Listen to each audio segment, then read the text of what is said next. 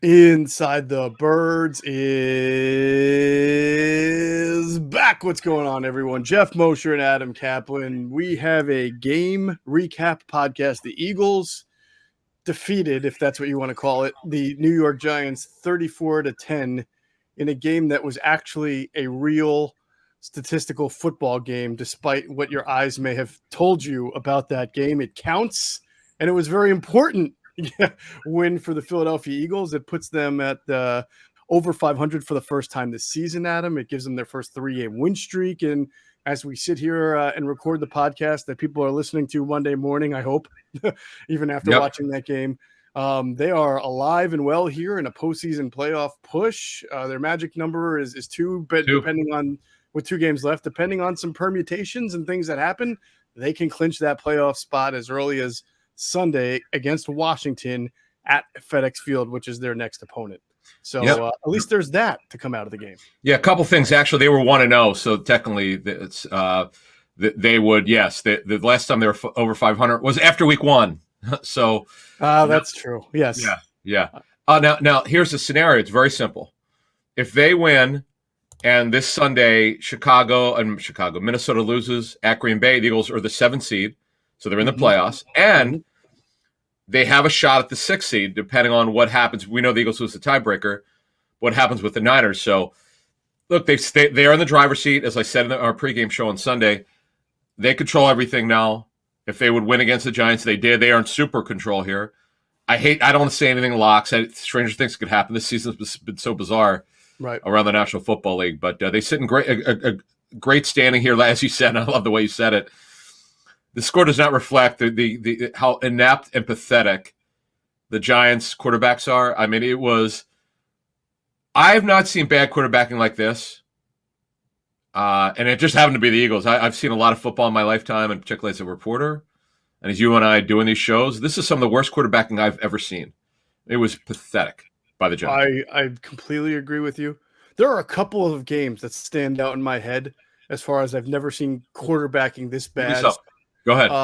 The Eagles played the Niners, I want to say, in 2007 or 6 in San Francisco. I think Alex Smith's early in his career. And, I mean, this guy, I've actually been impressed with Alex Smith, how he evolved later in his career, because at that point, he couldn't hit the broadside of a barn. There was a game, Nick Foles' second year in Chip Kelly's offense, right, when he started off 6-2, but they lost against the Cowboys here in Philadelphia. And I believe his stat line, he finished with 74 passing yards in the game. It was as bad of quarterbacking as I could ever remember. But what made this one special, Adam, is that you had 2 quarterbacks come in and just play at a level that was so terrible that I wanted to rip my eyes out of my head. And you were texting me. You're right. I know you pretty well now that we work so closely together. I know when you're super pissed about bad football play. We've often said that during our show. Said it's so painful. Bad football's so painful. Right. It's just bad. And it's bad. Yeah. Yvonne said it. Barkley's not the same player he once was. Mm-hmm. You know, he's playing on this bad ankle. The Eagles' run defense. I know that they haven't played exactly great offenses and great running backs, but nevertheless, their run defense, which started the season poorly, has really improved. And you know, you always ask, what's your overview? It's an ugly win. I know that they won by a big margin, but their offense left something to be desired in the first half. But a win's a win. And when you're a bad team, you like the Washington game, right? They got down 10-0. You and I were like, what the hell? But I never felt they would lose that game. Mm-hmm. I just felt their defense would be able to hold them down. Washington has trouble scoring without Heineke, and I thought they'd win it. They've come back and win. They did. I was never worried about this game, despite what happened on the opening kickoff. Mm-hmm. But it's really remarkable. The turnaround for this football team, you should be pretty proud if you're an Eagles fan. It didn't look good early. People were on both play callers, the D coordinator and the head coach play caller, and both have turned it around more the head coach play caller than the D coordinator. But even the D coordinator is doing a better job, though. I still have my issues with the guy. I'm not going to reel it all in on him. Sure. I still got problems, but hey, a win's a win. They dominated. One, it mattered in the second half, and they roll on. Yeah. I found that game. It was actually Nick Foles' first year under Chip Kelly. Every other game he played was great. Remember, he had the 7 touchdowns. He set all those records that year. But at home versus Dallas, he was 11 of 29 for 80 yards, no touchdowns, no picks, 3 sacks with a passer rating of 46.2. It was one of the worst quarterback games I've ever seen until this game. This game was just an abomination. And in fact, I wrote down that to myself that Jake Fromm made Garrett Gilbert look like Joe Montana. And both of those quarterbacks, Fromm and Mike Glennon, make Daniel Jones look like Aaron Rodgers. I mean, Daniel Jones gives them a chance to win against the Eagles. Maybe not against other teams, but what he plays, he's an athlete. Pretty good. He's an athlete. He gets away from stuff. He's more accurate. He can hit an open target if you give him some time. But there was one play, and I get it. Jake Fromm was hurried, but that on the left side, I think he threw to either Slayton or Tony, who was standing there wide open. Slayton, and he threw it like 10 feet over his head. I couldn't believe it. He looked like Carson last year, but even Carson was under duress. You remember when Carson threw a wide open Miles Sanders? He threw the ball like 30 feet over his head into the stands on the left sideline. That's what it was like. It was really, really bad. And the funny thing is, I turned to someone and I said, you know what? This is one of the worst games I've ever seen in the first half. But I as bad as the Eagles are, even if they just play like 10% better, they're going to win this game going away. And that's really exactly what happened. The Giants had no chance. And that's unfortunate because it's a division game. You want to see a good game in general. It's unfortunate for the Giants and anybody who is independently watching it, trying to have a good time. If you're an Eagle fan, it probably wasn't so good either because that was really a disappointing first half. I mean, yeah, it's hard to take anything away from that victory other than they won the game. I don't.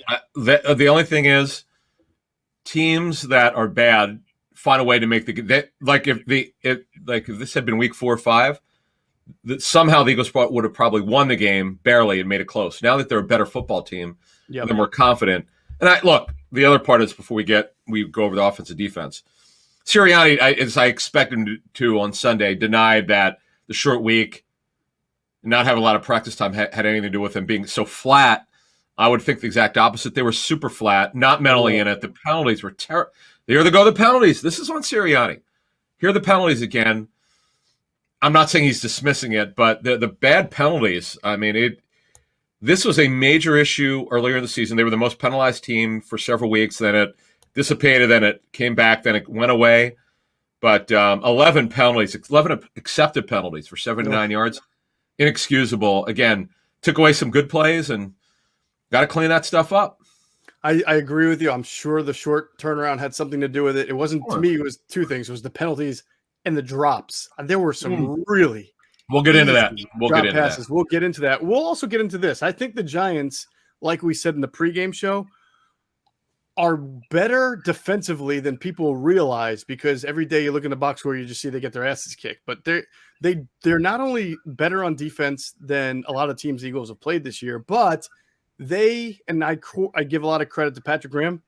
They do something that I think works. It's like a little bit of a kryptonite for what the Eagles like to do offensively, and we'll get into that. But I credit to them for playing as hard as they possibly could on defense to try to. It was a 3-3 game and a half, so they did a great job in the first half. But even that defense can't just go out there and do 3 and outs all the time. They needed something from their offense that they were not able to get. So we'll get into that. Obviously, you talked about the playoffs. They don't just get in. They actually have to, yes, if Minnesota loses, the Eagles still have to win. So, like you said, they control the destiny, but they've got to win games. And I do believe these will be some, we'll see what happens with Dallas, but I think Sunday's game against Washington, it's a road game. They just, got embarrassed the other night by Philadelphia. They got a lot of guys back, including their quarterback. So I expect that to be a more challenging game, and we'll see how it goes as the week goes on, because you never know how COVID's going to rear its head. But look forward to that game. We'll get into that. Adam, there were some injuries that we'll have to monitor coming out of the game. Miles Sanders with the hand. I believe Nate Herbig left late, right? With an injury. With a knee. And was there one other person? Yeah, Steven Nelson had a hand injury. He was on Twitter. Didn't know what he was saying on Twitter. I don't know if he was sounding off. I don't know. He was just talking on Twitter, so I couldn't tell what his status is. But The Miles Sanders one is concerning because he was basically ruled out within a half an hour. That's not good. Yeah, that's not good, and it has nothing to do with the fact that they were winning. right. It's the way they do it. If he can't return, and that's troubling to me. So I think when you look at it, thank goodness for them that they dressed 4 running backs because the other one is Jordan Howard, second stinger injury we know of his career, and the last one that crushed him and eliminated that season for him. Remember, he never returned. That's correct. Was it 2 years ago? So that was the 2 years ago. Yeah. Excuse me. Gotcha. Yeah, that was that year, and that was rough because it sort of kind of became like the Brandon Brooks thing. You're like, when is he coming back? When's he coming back? And it just wound up being longer and longer and longer. So we'll talk about the running game. Any other injuries no, I think those are the ones that we're going to have to monitor the most as we go forward. And we will break down this game in a minute, of course, as we always tell you right now. Now the holidays are over. I mean, Christmas, Hanukkah, and all that. So you might be suddenly finding yourself with not as many gifts, but some gift cards or some extra money in your pocket. And the beautiful thing about Deal Dash is you don't even need a whole lot of money to get anything, right? All you need is pennies, because Deal Dash is the online shopping platform that's actually fun, and it's the longest running penny auction website and app around. And some of the things that we constantly say that you can get on Deal Dash, they just sound too good to be true. A car going for $900, a brand new TV for less than $2. So don't be a loser. Stop paying full retail price for things you want and get on Deal Dash. Go to dealdash.com or download the Deal Dash app. And when you register, use the promo code ITB for a special offer to get yourself some bonus free bids. All right, we'll start with the offense. We'll start with Jalen Hurts. We talked about him a lot on the pregame show, coming off a pretty good game the week before against Washington. But, we do talk about things that you're trying to see more improvement on a week-to-week basis. And one of those is not always going to that predetermined read or going through progressions, not getting stuck in the pocket a little bit, indecisive. And certainly in the first half, we saw a lot of that. I do think the Giants, again, they do a couple of things that we'll get into, but it's the second time he's seeing them, so he shouldn't be all that surprised. It was just not a great first half. And honestly, the second half touchdowns were either set up by like a long return by Rager or a shot play that they got to Watkins, who did a heck of a job pulling the ball out of the air. You just want to see more consistency. We're getting to a point here at the end of the year where you're just hoping to see those things come through a little bit more. Yeah, I thought you said it very well. The first half was an abomination offensively. It was as bad as I've seen this team, not only this season. I mean, the Carolina game, Hurts was really bad. This game, I mean, could the guys help him? The Goddard's first drop. Oh, the drops were killer. Yeah, the ball came out of his hand. I must have replayed that one 5 times. I can't tell if the ball was tipped or not, but the ball came out with a tail on it, and it was. But guess what? It's in his hands. Catch the football. Right. I thought, as you mentioned to me earlier off the air, I thought on our pregame show, Avant and Cosell were amazing, and Jason had pointed out we did a segment on Goddard. If you want to consider Goddard a top 5 tight end, catch a goddamn football. Okay? No one's waved the pom-poms for Goddard more than I have, but our job is to call it down the middle. Your job is to help your quarterback out. Catch the damn football. It's this idea, like, I forget exactly what Jason said. I thought it was interesting, the way he framed it, but what we saw put in perspective today on Sunday. If you want to be great, you can't be great by trying to be great without catching the football. It's like he wants to be a star and get all the trimmings with it, but you got to catch the football, dude. Catch the football. Absolutely. You have to catch it. And I thought even better observation by Jason Avant was, to be considered an elite tight end, you have to show that you can get open against man coverage. A lot of Dallas Goedert so far is either scheme through zone or he does an unbelievable job. This is what he does that is elite in that company. He uses his body to shield and jump the ball. Yeah, leverage and contested catch situations. But as you saw on the first or second possession where Jalen got flushed out of the pocket to his right, he's trying to go to Goddard. Goddard's covered by Stephen Baker. Is that number 30 for the Giants? That Stephen something. I think If that might be the name. No, it's not DeAndre Baker. No, it's Steven somebody, whatever. Okay. It was a plastered coverage. I mean, the guy's trying to, Goddard's trying to shake him loose, and the Stephen defensive Parker. back Yeah, Parker. Yeah. Stephen Parker, thank you. The guy was covering him well, and that's a situation you want to see Dallas Goedert win more. Mm-hmm. So, but other than that, I think the more important thing is to catch the ball when it's thrown to you, and he's got to tighten up that. Because it's weird because remember he dropped that pass right before Rager's drop at the end of the game against the Giants. The Giants have their kryptonite for him. He's got 3 catches for 38 yards in 2 games against the Giants. I mean, that's yeah, and they're really good. I mentioned this in the pregame show. They're one of the top teams covering the tight ends. Right. Bradbury got off to a terrible start this season, really bad after having a great year last year, and then their coverages have been much better. Because again, if you look at their record, you go 4-11, they must be bad. Yeah, they're a bad team overall. They're not as good defensively as they were last year, but offensively they're terrible. They're just quarterback gets hurt. As we were talking about in the pregame show, Dave Gettleman has done such a bad job of building the offensive line. He's addressed it, but his evaluations have been so bad. And I thought Cosell made a great point. Like, he's an old school guy. Like, he knows you cannot win in the National Football League without having a good offensive line. He's completely failed, and he's failed Giant fans, Gettleman, and which is why most people in the league think he won't be back.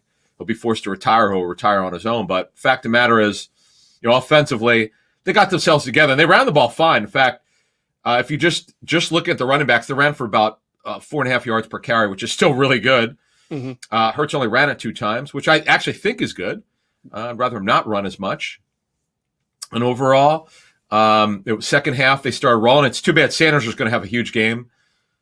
And he gets that hand injury. It was wrapped. Some reporters saw it after the game, including my man, Tim McManus. And not good, as I said earlier. They're very lucky they dressed 4 running backs. I was slightly surprised they did it again, but okay, the Gainwell could return. Mm-hmm. Yeah, fumbles the first one. Thank goodness Arthur-Whiteside's there. Right. But so offensively overall, I thought off first half they were I'm going to use this term again, which I think is the best way to frame it. They were completely disjointed. They just nothing connected offensively off the run game. It was odd to me. I still think there was a hangover from the previous game. I know it's subjective, but we're searching here we got a little bit of an early word on their pass game. Hurts' timing was off, but yeah, the other thing is the guys didn't catch the football in the first half. It wasn't all him. Protection was mostly good. They had a couple breakdowns, but overall, they got to get themselves together. And Washington is getting healthier, by the way. So this will not be a pushover matchup on Sunday. So here's what the Giants do, and they've done it in both games that I think is kind of proven to be a pretty good formula. And I wonder if you'll see Washington do a little bit more, or the Cowboys, if that game means anything. And I'm very curious to get into the film when we do our film review pod, because I want to hear what other people who are way smarter than me have to say. But it looked to me, Adam, as if in the occasional times that the Eagles came out with like 2 tight ends, heavy up front, the Giants would respond kind of like the Eagles with the 5-2 type of look, and then they would bring a safety late into the box because the Eagles were doing some RPOs, so they wanted to have everything defended right. They bring a safety late into the box for an 8th man, and for the most part, that worked pretty well because, again, as you mentioned, the Eagles did not have an overwhelming running game; they just had a good one. But when the Eagles were in 3 wide, which is most of the time, that the Giants came out in their nickel, and they did 2 things. 1, they would bring a safety in again late to give themselves an extra box defender, and 2, they blitzed from the slot a whole lot, which they did in the first game too. Now, the Eagles, from what I was able to watch, it looked like they were prepared for it because you saw Jalen Hurts throwing a lot of those side screens and quick passes. But the Giants did a good job of recognizing he was doing that and jumping up and batting down balls as he was trying to get rid of it quickly. But it serves 2 purposes the way they blitz from the edges like that with slot, right? It keeps Jalen from breaking outside the run. And you saw Jalen had his fewest running yards ever as an Eagles quarterback in this game, yards and attempts.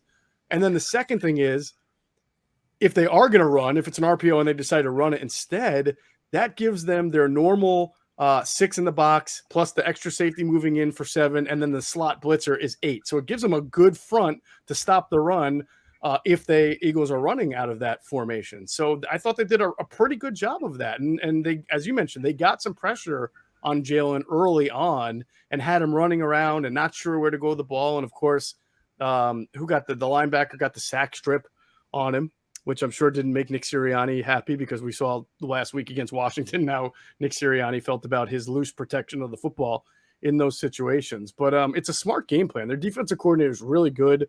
It's sort of worked twice. I mean, you can't really fault. You knew the Eagles were going to score points and run away with that game, but I thought that's a pretty interesting game plan that they've designed twice now to just try to keep him in the pocket and limit his ability to break outside, and then try to make him throw over the middle where at times he struggles. Yeah, the Eagles would have ran easily over 200 yards had Sanders not gotten hurt in the first half. He didn't return.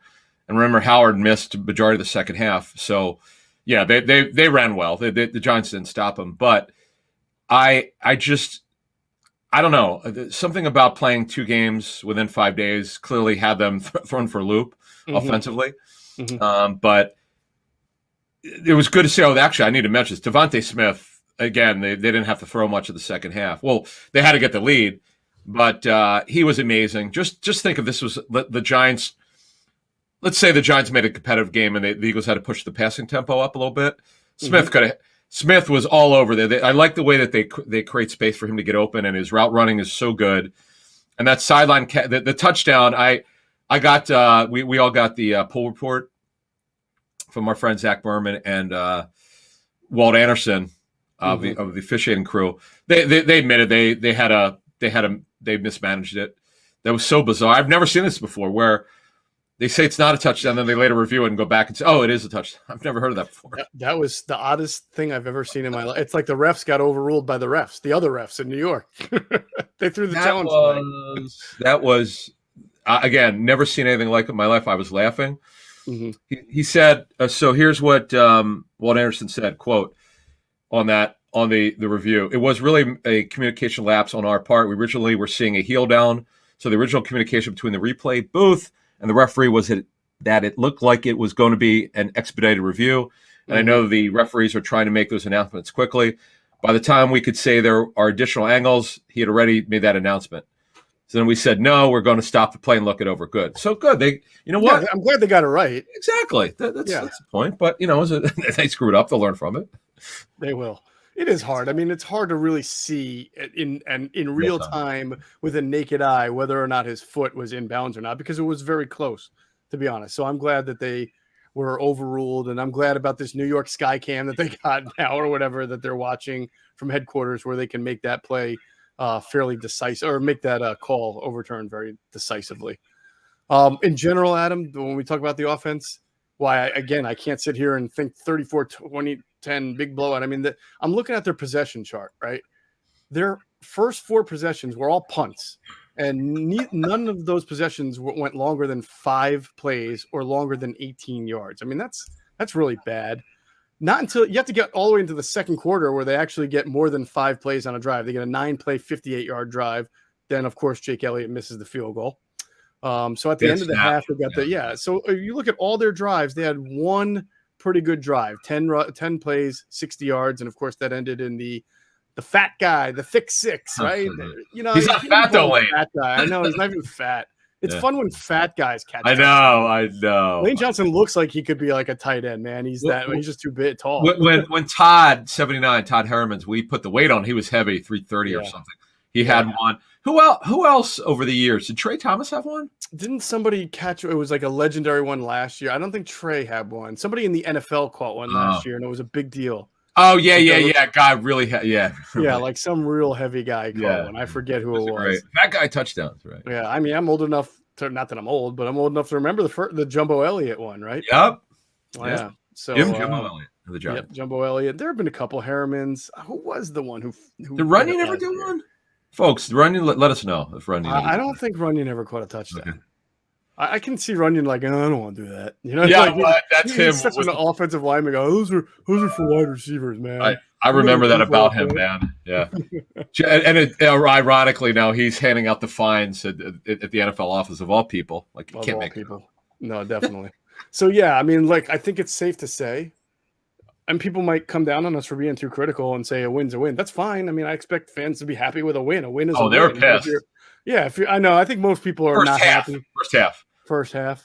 But if you play like that in any of the next 2 weeks, and both of those teams you're playing, Washington or Dallas, are playing to win, you're going to be in trouble. I would say that you're going to be in trouble. So they got to fix up, like you said, the short turnaround didn't help, but they got to clean some stuff up in the passing game.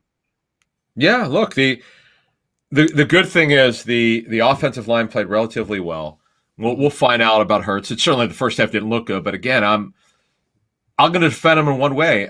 These drops, I know we all in life we like to put the blame on people. The players, the coaches can only do so much. I don't get it. This has been an ongoing problem. We know the Goddard issue. We've outlined this.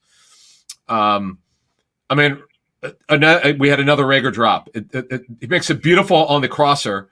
Great throw by Hurts and a great catch. That is not easy because the traffic was there and he won on the crosser, and then he drops the screen, which, by the way, would have gone. And I don't know if it was going to be a touchdown. That was going to be a big play. Listen, you had Rager, Goddard, we talked about. Jordan Howard dropped the pass in the flat. Yep. Miles Sanders dropped the pass in the flat. Look, so it was. I mean, it seemed like the only guy who wanted to get the ball was Quez Watkins, who made a really nice play on a ball that could have probably been picked. I mean, Love was behind Watkins, so it would have been hard, but the ball hung up in the air long enough for Love he could have come around. He did not play it very well. Even the broadcaster said, I thought he was going to get there to break it up. But so it was a nice connection, but a little bit fortunate as well. A little lucky on that. But hey, when you got Quez pulling balls out of the sky, and you trust him, that's good. He showed trust there in Quez to make a play. Yeah, one thing before we go to defense, I was just hearing Jonathan Vilma talk. I guess he said that Hurts told him he has a trust level on him because he doesn't make a lot of mistakes. Right. I just like because what happens is there's a production meeting, usually, not always, usually the day before the game, the night before the game. And that's where they were, because I've called these, some of the announcers over the years to get what they thought about the coaches they talked to. And I just know it's really good stuff. Now, they can't use it all. Some of the stuff is off the record, but some of the stuff they don't, the coach won't care or the player won't care. And it was good to hear that. And that Watkins is handling the assignments well. That's good. Maybe because the one thing, and Cosell did a great job of explaining when Hurts is not on his game, what the issues are, and when he looks good, what he's doing well. Greg said that he feels that based on he's watched every pass that the guy's made off coaching tape, he's going to run the play that he's given, and he's probably not going to come off it, which means this is the play. I'm going to go to this guy. If it's not open, right, then I'll probably run. Right. And that's why he doesn't turn the ball over, because he's really on the primary, and he won't like every once in a while he'll have a scramble drill sometimes, and that's good. And he still doesn't turn over, which is good. So though you could criticize it because of the fact that he doesn't go to a second read enough because he's not reading off the safety, as you outlined for us. He goes too much low to high instead of high to low. Mm-hmm. That's something that they're gonna drill with him. It's quarterbacking 101 with young quarterbacks. As you grow in the system, if he's a starter next year, the whole offseason, a majority of that's going to be, other than cleaning up the mechanics, is going to go to just the reading. That's all. I mean, that's really where he's at. But you got to love that he doesn't turn the ball over. You always give yourself a chance. A young quarterback. You and I were talking about Alex Smith earlier when he struggled earlier in his career. He was a one-read guy. Right. It took him forever, and he and Mike Nolan did not get along real well. Shocking. Yeah, I mean, well, here's what happened. Mike McCarthy was his first OC, I believe, and he became the Packers head coach. And remember, he went through a bunch of OCs over his career until he really settled down. That's tough, but obviously Hurts is learning a new offense too. We should obviously mention that. Right. But it's just, you got to be patient. This is his first full season as a starter. We don't know yet what's going to happen. We will continue to monitor kind of where this situation is going to go. But to finish it off, look, the end game on the offense is they rebounded the second half. I know you said they only had 4 punts for the game, right? So I don't remember the fourth punt. But it was the first four. It was the first 4 possessions that they punted. Oh, God. So they never had another punt. All right, which means the second half they got the job done. So there you go. Yep, that's right. Then it went missed field goal, then touchdown, field goal, touchdown. But again, their longest drive was not until the fourth quarter, 10 plays, 60 yards, and that ended in the Lane Johnson touchdown. Everything before that, like here are their plays per drive: 3, 4, 3, 5, 9, 7, 5, 4, 5.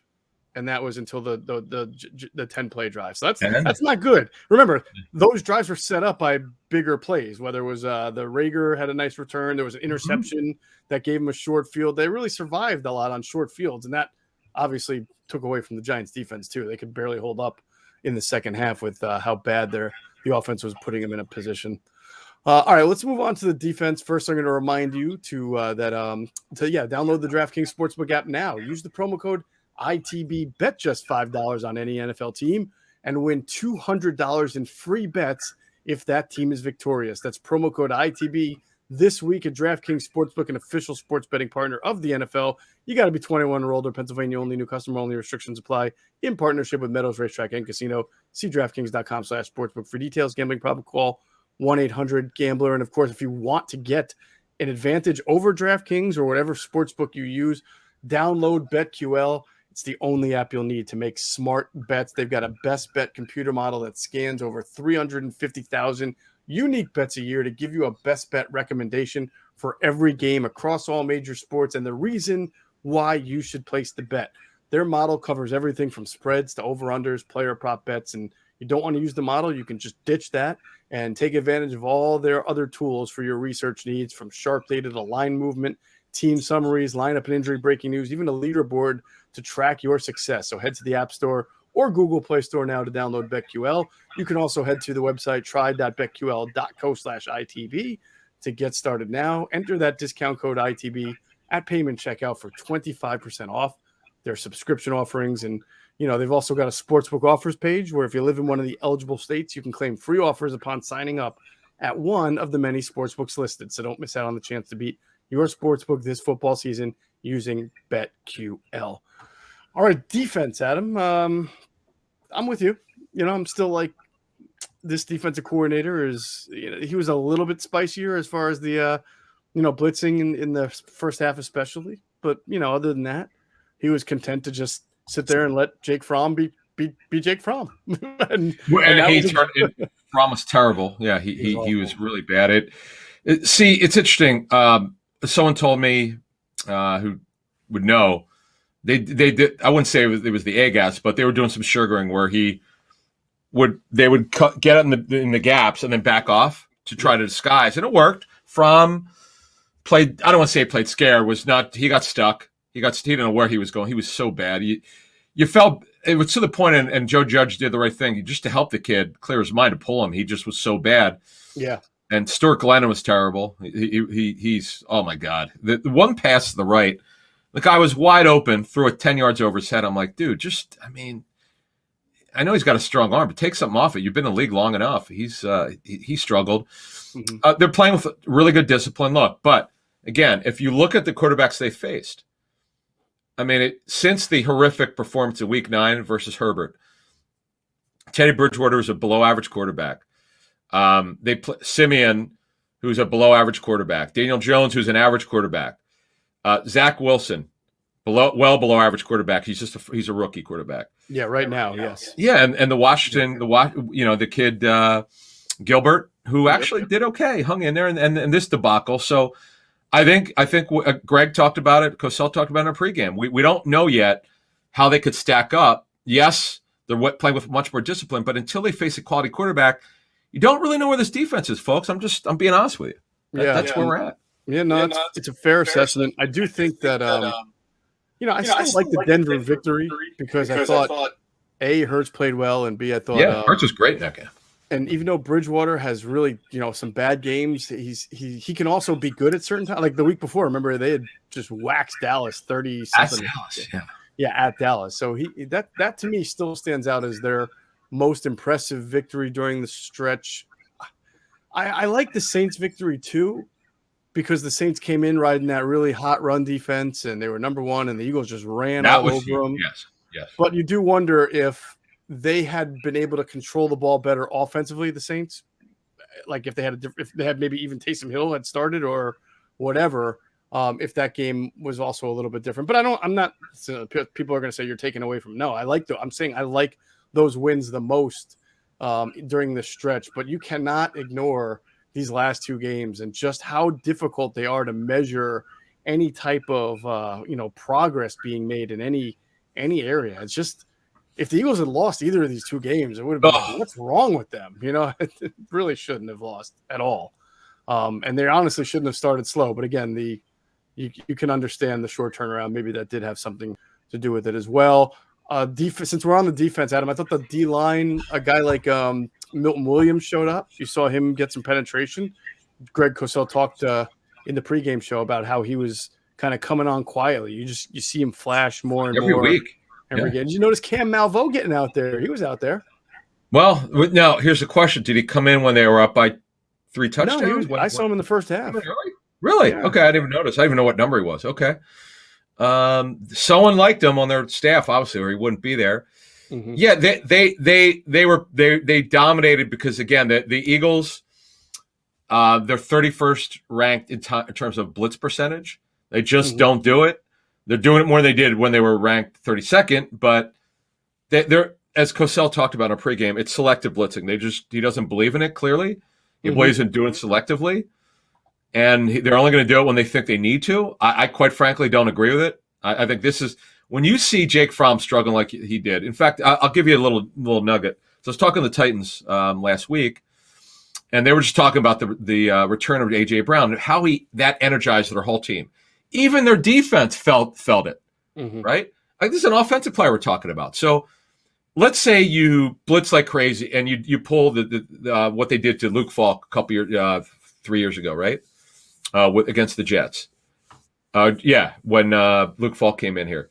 I think that energizes when you're aggressive, you put off that mindset like, okay, hey, the offense could have felt it too, and they made it help create that energy. I know this is a little bit extreme, but just talking to this person with the Titans who's heavily involved with what goes on there, this person said that it was unbelievable how one player energized their defense, and you just don't see that in a great offensive player. Right. But they felt that they had to raise their level. And I just thought that watching this game, yeah, they needed to pick me up. Now, the defense was obviously very good. Okay. Numbers are what they were. They were great. They had a defensive to pick 6. But I thought he could have been way more aggressive. I've still got a problem with this guy not being aggressive. What's wrong with being aggressive? What I mean is bringing the house sometimes. Make it impossible for Fromm. That's what I would have done. If you'll notice, they got the interception in the third quarter on Giants' first possession. He did blitz on that play. If I'm not mistaken, Jannard Avery, and I don't know if that's like technically a true blitz or if they were expecting a run, and that's why Avery was out there, and it just so happened that it was a pass. But there was a stunt on the play, and then Avery shot through the middle, and he got in Fromm's face, and Fromm just heaved the ball up irresponsibly in the middle of the field. Like, come on, man! You played at Georgia. You haven't seen like a stunt and a blitz. Like, come on! You just throw the ball in the middle of all the places you want to throw the ball. You want to throw the ball, hit the ball straight down the middle of the field against that, and then so it was very easy pickings for Rodney McLeod. And I thought, well, there you go. He that's a blitz, and it produced a turnover. Imagine, like we talk about with the Luke Falk game, where Jim Schwartz, who hates blitzing too, just came right after him, and all the turnovers they produced in that game. Nick Gary had a interception, for Christ's sake. I mean, I'm sorry, I shouldn't take any names in vain. Apologize if anyone's offended, but for goodness sake, yeah, it's kind of befuddling to me. But I guess what at the end of the day, it was their 4th straight game of allowing 18 or fewer points, so they're on a pretty good roll. It's a Jim Schwartz number. Yeah, that Schwartz loves bringing that up when people would criticize him. He'd always talk about, hey, how many points did we give up? Okay, but again. Now, we don't know right now if that Week 18 game will mean anything for Dallas because they've already clinched the division. That it's highly unlikely they'll get the number 1 seed. Now, we'll see if they even care about being a 2 or 3, whatever they care about. But the fact of the matter is, defensively, they were definitely disciplined. Miss Milton Williams, we got to keep talking about him. He got to them twice, very close to getting a sack. He's so underrated. No, he had a sack. I'm sorry, he had a sack. Yeah, he did. He also came close to having 2. And he's a player, man. This 21 draft for the Eagles is looking real good right now. Looking good so far. You mentioned the Cowboys winning the division, so I want to bring up that is now because Washington won it last year, so that is now, let's see, 2004, 2021, 17 consecutive seasons where you have seen a different winner How's of that the possible? NFC East. There are That only 4 is teams in the division. ridiculous. The last team to repeat as NFC champs were the 2003-2004 Eagles. I don't even know I don't know how to put it in perspective how absurd that is. It's one thing if there were like, 10 teams. There are only 4. Jeez. I'm telling you now, I'm taking the Giants to win the division next year. Just based on 1 year, there's 1 year too early. I'm going to rub it in your face, too. Wouldn't that be ironic? My buddy John Hansen and I, who have done this fantasy show and series for 18 years, when he and I agree on some players, we're in way too early. Like we might be 2 years, but we wound up being right. Matt Hasselbeck, 1 year, he and I were just so high on him, and he came up short like big time. And we're like, hey, we got it wrong. Next year, he took off. Like he was great, and that's what happens sometimes. Certain things have to go right. When you build a football team. You got to stay healthy. You got to have a great offensive line. Bingo, Eagles have that. You have to have a good defensive line at least. The Eagles have that. It's just everything has to right to make this major improvement that the Eagles have had this season. Hey, listen, they've hit my 8-win mark. I gave them a max total of 8 wins. They've hit that. Yep. They're going to have at least 9. I think we would all agree with that, and they might get 10, depending on some factors. That game, let's see. I mean, they're at 8, and they've got some. It should be Washington, but it's unbelievable. I'd call that a 50-50 game. It's in Washington. They're healthier. It's not like they played great against Washington either. They're down 10-0. Yeah, it's true. Well, the self-inflicted wounds, Washington had nothing to do with it. That's the thing about some of these wins. It's more on themselves, the Eagles, than the other team. Mm-hmm. It's just the penalties on Sunday were just. I mean, what the drops again? I could not imagine. I give Sirianni credit. He doesn't. I'm sure he's bothered by it, but he just and I credit him. He won't throw anyone under the bus. Like that's not what he does. Right. And they didn't bet. Well, they played Boston Scott after his fumble against the Giants, but they took him out of the rotation last week before this past game. But overall, man, it's just they got to say, hey, listen, defensively they were disciplined. I got to give Gannon credit. What he's doing is working. But I'm telling you, if this Week 18 game means something against the Cowboys who smoked Washington on Sunday night, I'm telling you right now, man. I know before this Washington game they were not playing well offensively. If Dallas needs that game, and I know it's in Philly though, I want to see how the Eagles play. I would love that game to mean something. For some reason, I just would love it to mean something. But it would be cool. Yeah. It would be good. Yeah, no doubt about it. All right. We're going to wrap this thing up, but first we're going to remind everybody to check out our friends at phlsportsnation.com, enhancing the fans' experience with their coverage of all Philadelphia sports teams. For the fan, by the fan is their motto. So check them out at phlsportsnation.com, or you can find them on Twitter at phlsportsnation. Now let's pause real quick for a word from our other great sponsors, including our friends at Sky Motor Cars. And if you happen to go into Sky Motor Cars out there in Westchester, PA, make sure you tell them Adam and Geoff sent you. You will get a great deal. All right, let's wrap this thing up. Which running back injury are you kind of most concerned with? Oh gosh, Sanders, because he's the one super explosive guy. Because we don't stingers or just when it comes back, when it fires back up. Unfortunately, when Howard had he had the worst stinger injury I've ever heard of any NFL team, and the guy never came back that season. He missed several games, and he's had this before. So unfortunately, I hope it's not a reoccurrence. And John Vilma saw it. I can't remember which shoulder he said it was. I wish I would have written it down, but that does concern you because, man, Howard's a salt the game away guy. He did a great job of it in the Washington game. He played exclusively in the fourth quarter. And, this is bad for Sanders, who's on a contract, year. The Eagles could extend him. I don't know why they would now. This guy can't stay healthy. He's terrifically talented. He still has not scored a touchdown, though. I believe he would have had this game had he not gotten hurt, I'm sure, because they were at the point now. It's like they're ready to roll. They're ready to turn it on, and then Howard and Sanders leave. So, good question. They both have their own contribution to the run game, but it's very good. They've got Boston Scott, who's an excellent backup. And the thing is, with Gainwell, I don't know what he's capable of doing because they've used him sporadically. It's hard to understand quite what his usage is. Right. So you almost took some of the words right out of my column that on InsideTheBirds.com. my observations column, I wrote about Sanders' recurring injuries and how, and we'll talk about this surely after the season. I'm not trying to put the cart before the horse, but we do think about this, that they may really have to kind of fortify this position in the draft. I'm not talking about round 1 or even round 2, but like you said, Sanders' injury history makes it very risky to give him a contract extension in the offseason. And Jordan Howard, we'll see if this stinger. I mean, he's a guy they cut anyway. I have no idea. We'll have no idea if he's going to be back next year. Boston Scott is on the tender this year, the restricted free agent tender. He will be. He'll be restricted. Yeah. Yeah. So really, the only guy that they got under contract for next year is Kenneth Gainwell, and I know they have Jason Huntley. Sanders. I'm sorry. Yeah. Sanders and Gainwell. Yeah.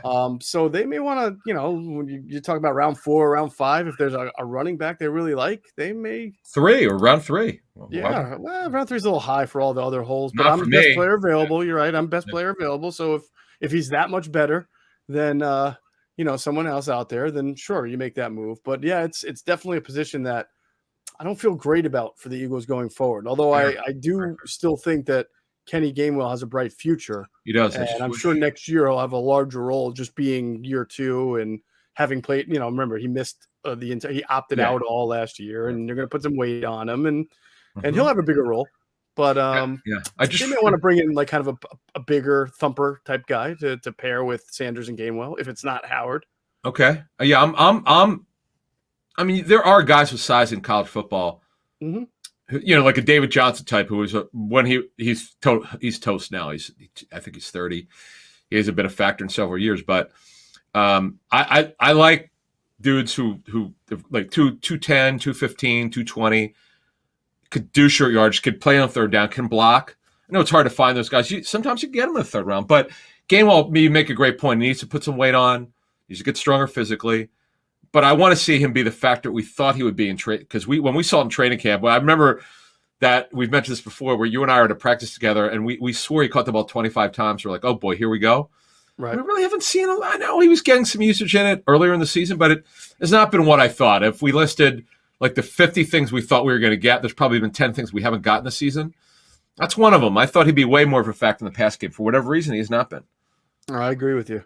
And by the way, you do make a good point about the third. Like, I think about the third round. That's where the Steelers got James Conner. He wound up playing a pretty good role for them, and he's been a savior in some ways for Arizona this year. Yeah, that's a little weird. I mean, I know he has like 11 or 12 touchdowns, but he's not like he's got like 1,000 yards or anything like that. But he's been exactly what they wanted and needed. So good for him, and he's a great story. I love James Conner, so cool for him. But yeah, that's the type of guy I think that you can draft and pair with your speedier, shiftier backs here in Philadelphia. Trying to think who's your player of the game going into the game was Derek Barnett, right? Yeah, he did some good things. Yeah. Cosell had Goddard, who unfortunately was not, although he should have had a touchdown, but that's another story for another time. Who was yours? My player of the game wasn't it interesting? I don't Miles remember. Sanders. No. I'm sorry. That was Jason Avant's. Mine was Jordan Howard. So they both could have had huge games if they had not gotten hurt. If we all just would have picked Lane Johnson, it would have been great. Yeah, that was great, man. I you know what I love about Sirianni is that he's grown as a play caller, right? Mm-hmm. He knows that, or he knew that he had to improve. He did. He has in a major way, and they've added so many things with the using selective motion, orbit motion, all sorts of different things. The Slay decoy play, the Lane Johnson tackle eligible play. Just they're bringing more stuff. They did a lot of different stuff against Washington. They did some new stuff against I know because their offense was so discombobulated first half. It's hard to see that. Mm-hmm. But they're bringing new stuff every week. And it's because when you have a run game like this, the defense is trying to figure you out and figure out a way to stop. And then you give a lot of different motions, and not a lot, but you're giving different types of them. Right. And I like that as we get out of here. Sirianni has really grown.